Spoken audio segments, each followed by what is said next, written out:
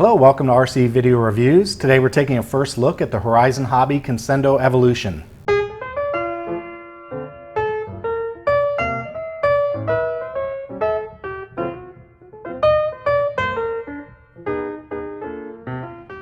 I was thinking about the next project, and it's been a while since I've done a fixed wing, and the last time I did a glider, I did the ASW28, the Volantix ASW28, and a lot of people said, man, you should have done a Conscendo. A lot of people were very up on this plane, and as I was out kind of browsing around looking for the next project, I saw this one, and it seemed priced right. It was about $169 for a plug-and-play. I will not be using the Safe Select, although they do have that option. I won't be using any of that on my gear.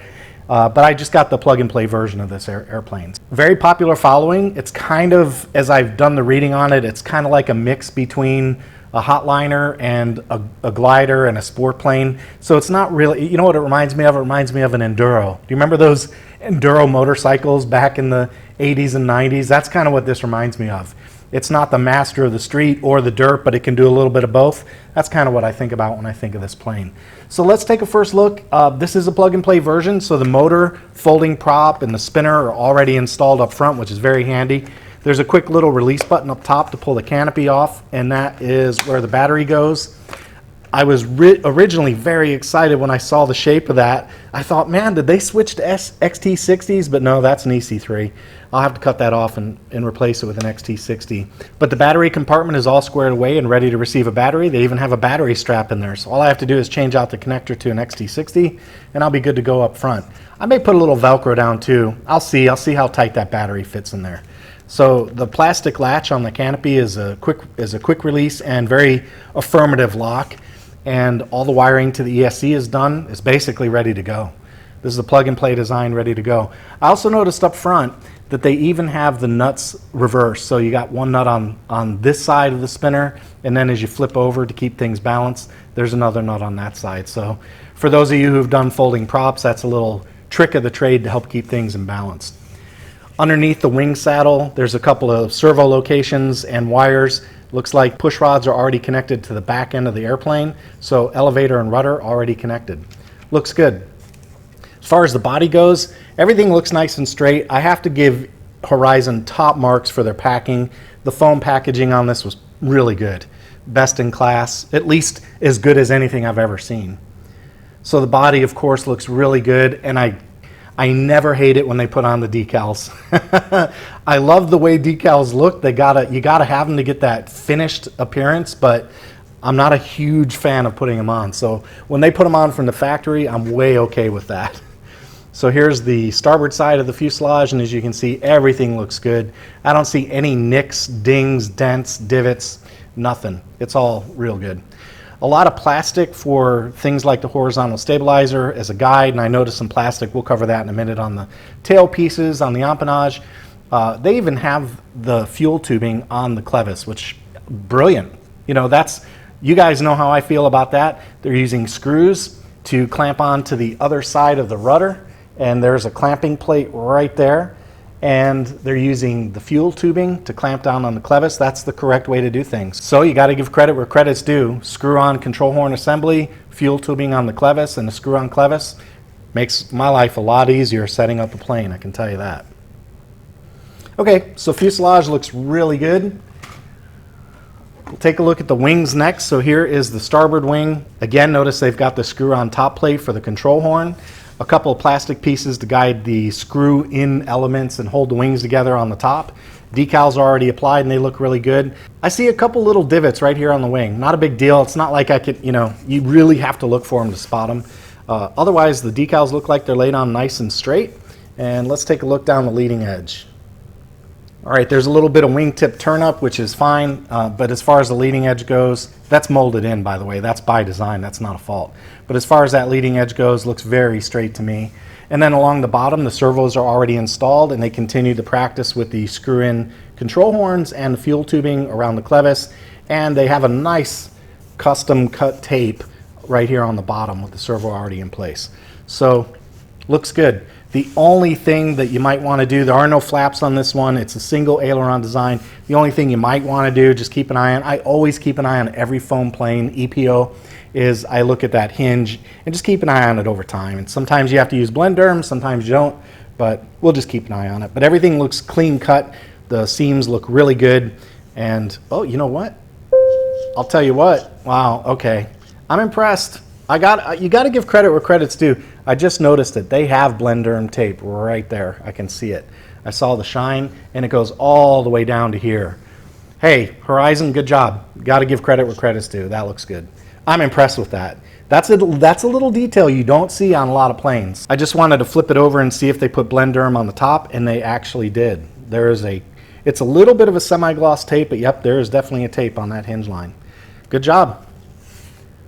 I got to give Horizon props for that. That's a nice design touch. So they are doing on this plane everything that I would have done to kind of tidy things up. You know, these are little touches that you miss on most EPO planes, and you got to give them credit for doing it.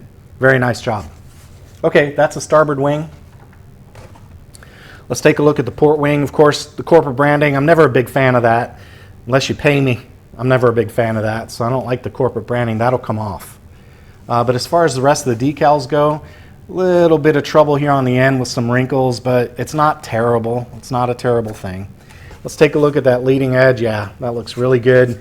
Trailing edge, I didn't do the trailing edge on the other wing. I'll take a look at that real quick, but I don't see anything alarming on the trailing edge. No warpage, no twist. Everything looks the way it's supposed to look.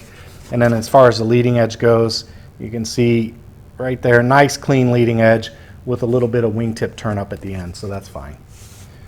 That's as designed. That's not, again, not a problem.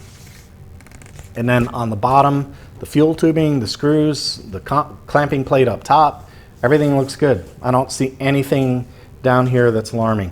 Even the servo wires are tucked into the wing for transport. You just pop those out, slide your carbon fiber spar in, and you're good to go. I think based on the looks of things, this is going to be a pretty quick assembly. I can tell you that. All right, as far as the tail feathers go, the vertical stabilizer obviously already on the plane with the rudder, so we've got the horizontal stabilizer. While I'm not a big fan of torque tubes, the metal type that cut into the foam, these are plastic and they're keyed and squared, so it looks like they should be just fine. I don't see that that's ever going to move. They'll stay locked in and you won't see a differential in the two halves. By the way, that's why I don't like it, because those control rods, they can twist. That's my main problem with them. And because they're so small, they'll dig into the foam over time, and you wind up with an elevator that's out of trim. When you look at it down the side, it's not a straight elevator. You've got some, one side of the elevator can be a little higher than the other or lower than the other, and that's why I don't like them.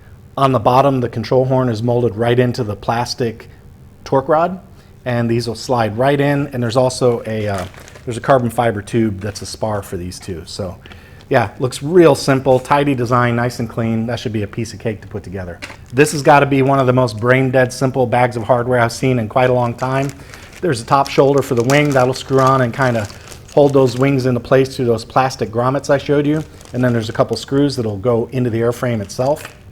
And then the only other thing you've got, there are the screws. There looks like a binding plug, there's a couple of more pieces of fuel tubing, nice touch. That's probably to, I don't know what that's for. Everything's got fuel tubing, so they're spares. There's the binding plug, a Y harness for the ailerons, some kind of extension, not sure what that's for, and a carbon fiber tube for the horizontal stabilizer. On the bottom of the fuselage, I took this off. This is the receiver cover. I need to show you that real quick. We'll go back to the fuselage in just a minute, but that's the receiver cover for the bottom of the plane. And then on the bottom, you do not have a whole lot of room in here for parts. You're gonna wind up with a relatively small receiver, so don't go big on this one. You'll look for an integrated receiver like an SXR if you want to use a stabilizer, but you're going to need something kind of small in there. But that's the compartment for the receiver and access to the ESC. Next up is the assembly manual. Good clear instructions. They show all the assembly bits you have to go through, but what's humorous to me is that's it. It's like this entire book, one page dedicated to assembly. The rest of it is putting the battery in and arming the ESC and the center of gravity. Center of gravity is right here. It's like page 2. After that, it's all about safe select and warnings and setting up your radio, telemetry, and what else they have in here? Control surface direction for your stabilizer, in-flight trimming, flying tips and repairs, how to land it, and a troubleshooting guide. And then they switch languages on you. So they switch over, it looks like, to German. So anyway, yeah, book's fine. It doesn't take much. Most of the work's already done for you. And then the last thing we've got are decals for the bottom half of the wing. Not sure why they didn't put these on, but whatever. You get to do a little decal work, I guess. But those are definitely for the bottom. Real simple decals for the bottom of the wing. All right, that wraps up my first look at the E-Flite Conscendo by Horizon Hobby. I'll get this thing put together and out for a maiden just as soon as I can. As soon as the weather cooperates. We've been getting a lot of rain lately, so I'm kind of at the whim of Mother Nature. I hope you liked the video, and if you did, please hit that subscribe button and the notification bell down below. That's all I've got for today. Take it easy. Hey, if you like the work I do here on RC Video Reviews, please consider joining me on Patreon. For about the price of a cup of coffee, you can help me keep making videos just like this one. If you'd like to help out, there's a link in the description and on your screen.